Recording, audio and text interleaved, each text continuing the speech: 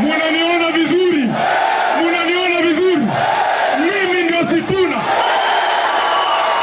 Kwa maombi yenu na kwa mapenzi ya Mwenyezi Mungu nasimama hapa Kakamega nikiwa bado katibu mkuu wa chama cha ODM, seneta wa kaunti ya Nairobi na naibu kiranja wa walio wachache kwenye bunge la Senate. Hapa ni nyumbani. Hapa ni nyumbani. Nataka viongozi ambao wamefika hapa, vijana, leo hatutupii polisi yoyote mawe.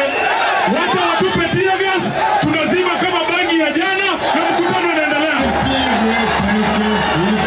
Haitawezekana leo. Tafadhali, haitawezekana leo.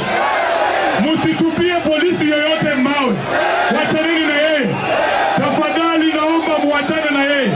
Wacha tuendelee na mkutano wetu, si ndio? Wangapi wanasema tuendelee?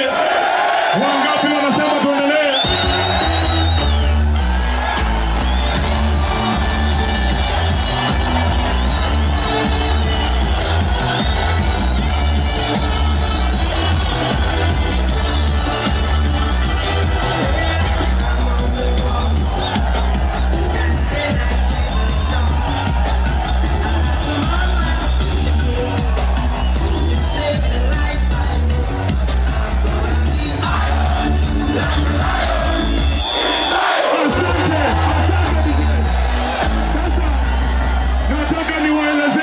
Waheshimiwa ambao wamefika hapa, kwa nini nasema niko nyumbani?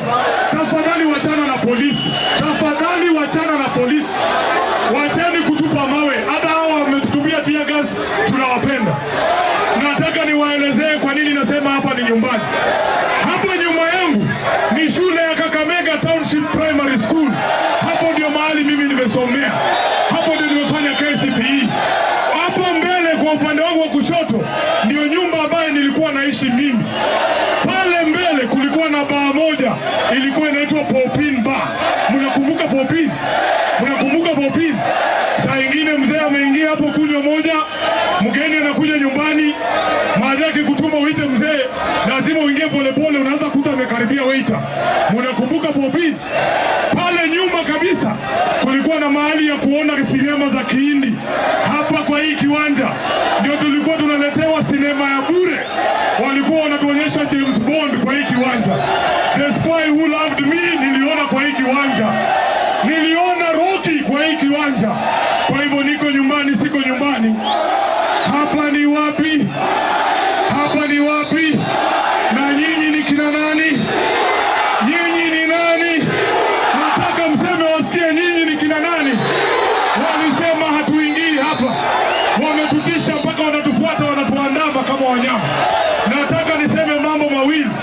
Kule Kitengela waliua ndugu yetu mmoja miaka 28 anaitwa Vincent.